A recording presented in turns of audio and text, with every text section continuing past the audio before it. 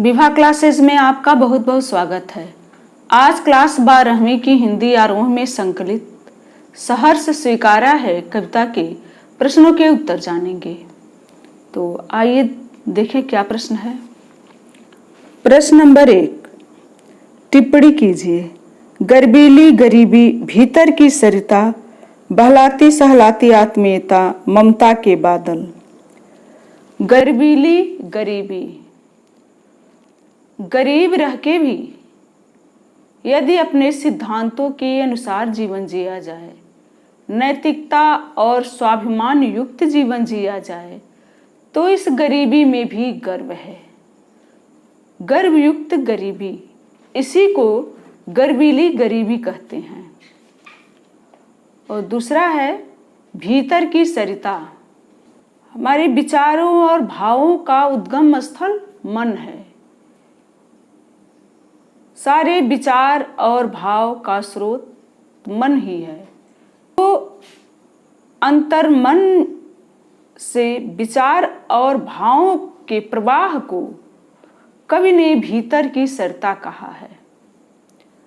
तीसरी टिप्पणी है बहलाती सहलाती आत्मीयता। तो आत्मीयता मतलब अपनापन। यदि कोई अपनापन का व्यवहार करता है हमारे साथ, हमारे मुश्किल क्षणों में कोई अपनत्व दिखाता है, धैर्य धारण करवाता है, समझाने बुझाने का काम करता है, सांत्वना देता है, तो इसी को बहलाती सहलाती आत्मीयता कहा गया है। चौथी टिप्पणी है ममता के बादल। बादल सूर्य की रोशनी गर्मी तेज को हम तक आने नहीं देते, बीच में फैल कर वो हमको शीतलता प्रदान करते हैं। तो ममता के बादल भी हमको जीवन के कटु अनुभव, वास्तविकताओं और दुखों का अनुभव नहीं होने देती। वो हमको स्नेह प्रदान करती है, मधुरता देती है, आत्मीयता प्रदान करती है। तो इसी को ममता के बादल कहा गया है। ये हो गया 4 टिप्पणी की व्याख्या। अब प्रश्न नंबर 2, इस कविता में और भी टिप्पणी योग्य पद प्रयोग हैं। ऐसे किसी एक प्रयोग का अपनी ओर से उल्लेख कर उस पर टिप्पणी करें। इस कविता में कई टिप्पणी योग्य पद हैं। सहर्ष स्वीकारा भी एक टिप्पणी योग्य पद है। सहर्ष मतलब खुशी खुशी, स्वीकारना मतलब अंगीकार करना।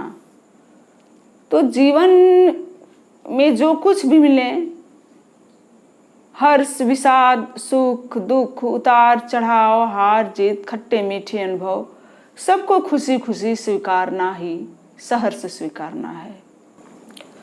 अब अगला प्रश्न देखें। प्रश्न नंबर 3, व्याख्या कीजिए। जाने क्या रिश्ता है, जाने क्या नाता है, जितना भी उड़ेलता हूँ भर भर फिर आता है, दिल में क्या झरना है, मीठे पानी का सोता है। भीतर वह ऊपर तुम मुस्काता चांद, जो धरती पर रात भर मुझ पर त्यों तुम्हारा ही खिलता वह चेहरा है। इन पंक्तियों की व्याख्या करने को कहा गया है। तो इसकी व्याख्या पहले की जा चुकी है, उसको आप मेरे पिछले वीडियो में देख सकते हैं। और इसका दूसरा प्रश्न पूछा गया है कि यहाँ कवि चांद की तरह आत्मा पर झुका चेहरा भूलकर अंधकार अमावस्या में नहाने की बात क्यों की गई है। चांद की तरह आत्मा पर झुका चेहरा का मतलब प्रिय की भावना और कोमल यादों का प्रभाव हमेशा बने रहना, स्मृतियों का प्रकाश आत्मा पर हमेशा रहना। तो कवि अब स्मृतियों की रोशनी से हटकर विस्मृत का अंधेरा चाहता है, ताकि इससे आत्मा की चैतन्यता बढ़ेगी और जीवन की अन्य गुत्थियां सुलझाने में मदद मिलेगी। वह जीवन की वास्तविकता को समझना चाहता है, जीवन की और समस्या को सुलझाना चाहता है, इसीलिए वह स्मृतियों के प्रकाश से निकलकर विस्मृत का अंधकार चाहता है। ये हो गया इस प्रश्न का उत्तर। अब अगला प्रश्न नंबर 4। तुम्हें भूल जाने की दक्षिणी ध्रुवी अंधकार अमावस्या शरीर पर, चेहरे पर, अंतर में, पालू में, झेलू में, उसी में नहा लूं मैं, इसीलिए कि तुमसे ही परिवेष्टित आच्छादित रहने का रमणी उजेला अब सहा नहीं जाता है। कई प्रश्न पूछा है इससे संबंधित, जिसमें क है क। यहाँ अंधकार अमावस्या के लिए क्या विशेषण इस्तेमाल किया गया है और उससे विशेष में क्या अर्थ जुड़ता है? यहाँ अंधकार अमावस्या के लिए दक्षिणी ध्रुवी का प्रयोग किया गया है। इसके विशेष में यह अंधकार की गहनता को और सघन कर देता है। ख। कवि ने व्यक्तिगत संदर्भ में किस स्थिति को अमावस्या कहा है? यहाँ कवि ने कोमल स्मृतियों को भूलने की क्रिया को अमावस्या कहा है, अंधकार अमावस्या कहा है। वह अपने प्रिय की यादों को भूल जाना चाहता है। यादों की जो रोशनी है उसके रोशनी से निकलकर वह अंधकार चाहता है, भूल जाना चाहता है, ताकि जीवन की वास्तविकता समझा जा सके। ग। इस स्थिति के ठीक विपरीत ठहरने वाली कौन सी स्थिति कविता में व्यक्त हुई है? इस वैपरीत्य को व्यक्त करने वाले शब्द का व्याख्या पूर्वक उल्लेख करें। इस कविता में अंधकार अमावस्या मतलब भूलने का अंधकार, अंधकार अमावस्या के ठीक विपरीत मुस्काता चांद का प्रयोग किया गया है। मुस्काता चांद मतलब कवि अपने प्रिय की यादों को, कोमल भावनाओं को मन में सजोए हुए है। तो यह भूलने की विपरीत स्थिति है, अंधकार अमावस्या की विपरीत स्थिति है मुस्काता चांद। घ। कवि अपने संबोधित जिसे कविता संबंधित है, कविता का तुमको पूरी तरह भूल जाना चाहता है। इस बात को प्रभावी तरीके से व्यक्त करने के लिए क्या युक्ति अपनाई है? रेखांकित अंशों को ध्यान में रखकर उत्तर दें। कवि अपने प्रिय की स्मृतियों को भूल जाना चाहता है, विस्मृत का अंधेरा चाहता है। वह विस्मृत की गहनता को अपने चेहरे पर, शरीर पर, आत्मा पर झेलना चाहता है। वह अंधकार की गहनता में नहा लेना, डूब जाना चाहता है, उसमें नहा लेना चाहता है।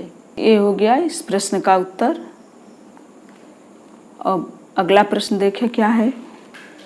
प्रश्न नंबर 5। बहलाती सहलाती आत्मीयता बर्दाश्त नहीं होती है और कविता के शीर्षक सहर्ष स्वीकारा है में आप कैसे अंतर विरोध पाते हैं? चर्चा कीजिए।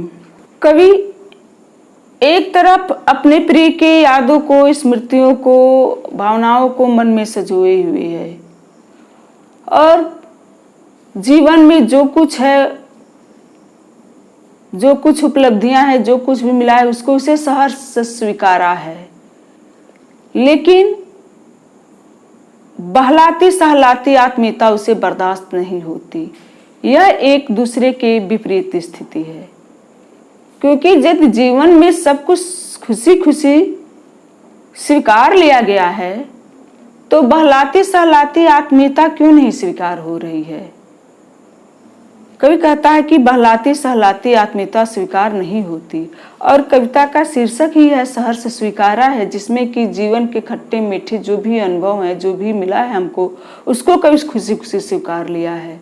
तो इसमें एक दूसरे की यह अंतर विरोध पाया गया। कविता के आसपास अतिशय मोह भी क्या त्रास का कारण है? माँ का दूध छूटने का कष्ट जैसे एक जरूरी कष्ट है, वैसे ही कुछ और जरूरी कष्टों की सूची बनाएं। माँ का दूध छूटना एक जरूरी कष्ट है। ऐसे ही कई जरूरी कष्ट है। बच्चा जो पहली बार स्कूल जाता है वो भी कष्ट होता है, लेकिन वो कष्ट जरूरी कष्ट है। बच्चे पढ़ने जाते हैं वो भी कष्ट है। लड़कियां ससुराल जाती हैं वो भी कष्ट है। कई सारे ऐसे जरूरी कष्ट हैं जिसको कि झेलना पड़ता है, वो जरूरी है कष्ट। तो ये हो गया सहर्ष स्वीकारा है प्रश्नों के उत्तर।